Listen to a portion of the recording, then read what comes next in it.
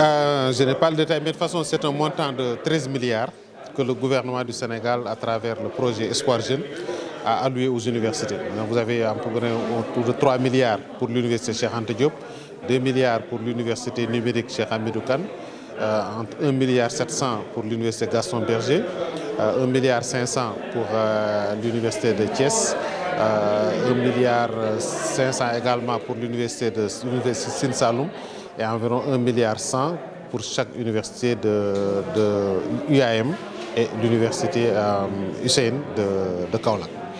Donc c'est un montant d'environ 13 milliards sur les 3 prochaines années. Alors l'objectif, c'est de, comme l'a dit M. le ministre, c'est d'amener les universités à avoir beaucoup plus de résultats dans un certain nombre d'actions stratégiques. Par exemple, sur la gouvernance universitaire, l'objectif est de faire en sorte que les universités puissent rattraper ce qu'on appelle le chevauchement du calendrier académique. Comme vous le savez, les bacheliers de l'année 2025 qui viennent d'avoir le bac ne peuvent pas commencer les enseignements avant avril prochain. Et donc ce cycle-là, depuis des années, perdure dans les universités. Et nous soutenons dans le CDP les universités pour régler ce problème. Et l'année même de l'efficacité interne, environ moins de 40% de jeunes arrivent à avoir la licence au bout de 3 ans. Sinon, il y a beaucoup de redoublement, beaucoup d'abandon. Alors c'est de renforcer les capacités des universités pour que les étudiants réussissent de plus. Il en est de même aussi pour l'efficacité externe, développer l'employabilité des étudiants et améliorer la qualité de la formation par la révision des curricula, la modernisation des curricula et la modernisation de l'environnement d'apprentissage des étudiants, les salles de travaux pratiques, les salles de cours, etc. Donc c'est un modèle de financement nouveau, alors, donc, qui nous permet, au-delà du budget de l'État, d'être d'accord avec les universités sur une subvention, mais ce sont des subventions annuelles. L'État donne un budget pour l'année 2025. À la fin de l'année 2025, nous évaluons le financement.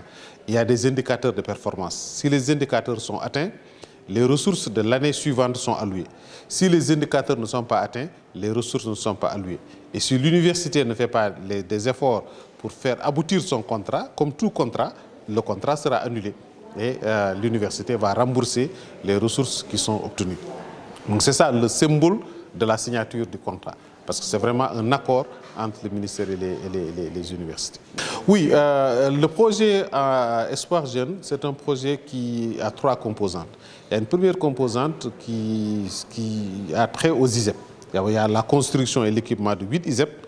Ça, c'est pour permettre au gouvernement, dans les 3-4 prochaines années, d'orienter le maximum de jeunes dans les ISEP. Alors, donc ça, on va construire dans le cadre de ce projet l'ISEP de Bignona, l'ISEP de Kolda, l'ISEP de Sédhiou, l'ISEP de Tamba, l'ISEP de Kédougou, l'ISEP de Kaffrine, l'ISEP de Louga et l'ISEP de Richard Toll.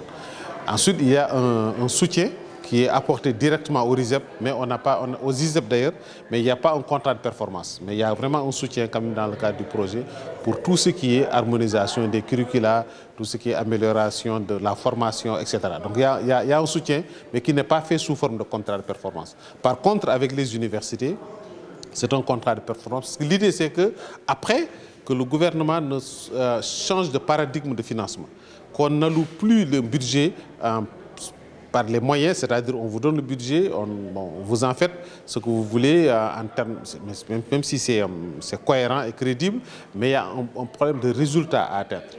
Alors cette fois-ci, ce que le gouvernement veut faire, et ça c'est un test, mais à terme, c'est de généraliser le modèle de financement. C'est-à-dire que chaque année, le gouvernement signe un contrat avec l'université en lui allouant des ressources et en retour en lui demandant d'aller à plus de résultats. Si par exemple on considère aujourd'hui que le taux moyen de réussite à l'université est de 40% en licence, il faut trouver les stratégies, donner les moyens pour que ce taux de réussite soit amené à 60 à 65% dans les années. C'est vraiment ça l'intérêt. Et chaque année, c'est évalué. Si les résultats sont bons, on donne le budget de l'année suivante. Alors effectivement, c'est la signature d'un contrat de performance entre le ministère de l'Enseignement supérieur, de la Recherche et de l'Innovation et les 8 universités publiques existantes actuellement au Sénégal.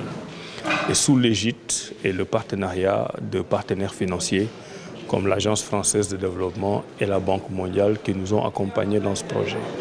Alors, le contrat de performance, c'est un modèle de financement entre les ministères et les universités publiques pour leur donner un budget qui doit être fléché sur des besoins particuliers de nos universités. Et comme le nom l'indique, contrat de performance, nous donnons de l'argent, du budget à nos universités et nous fixons un certain nombre d'obligations que ces universités doivent remplir. Cela veut dire qu'on est au-delà de l'octroi du budget annuel de l'État. Là, on est dans un contrat, on est dans du donnant-donnant. Nous donnons de l'argent et nous attendons de la qualité. Et les universités l'ont très bien compris. Nous avons négocié avec eux pendant beaucoup de mois et il a été convenu un certain nombre d'obligations de part et d'autre. Donc le contrat a été signé aujourd'hui avec les 8 universités et nous sommes sûrs que très rapidement, nous allons commencer à avoir des impacts sur l'enseignement supérieur. Je vous donne juste un exemple. Vous savez que depuis longtemps, nous travaillons sur le chevauchement de l'année académique. Nous travaillons à rétrécir les années pour résorber le gap. Eh bien, les recteurs dans les différentes universités ont anticipé sur ce travail et le budget qu'on vient de leur donner va nous permettre très rapidement de régler le problème du calendrier universitaire. Donc de ce point de vue déjà, c'est une réussite avant même d'avoir commencé. Maintenant, pour le reste, vous savez que nous sommes en plein dans l'ANTESRI, l'agenda national de transformation de l'enseignement supérieur, de la recherche et de l'innovation. Et puisque nous avions anticipé, toutes les obligations que nous avons soumises à nos différentes universités sont prises en charge par l'ANTESRI. Donc en signant ces différentes conventions aujourd'hui, nous sommes sûrs que l'université sénégalaise va vers des lendemains meilleurs en termes de calendrier académique, en termes de qualité d'enseignement, en qualité d'encadrement des étudiants et de façon globale en termes de performance.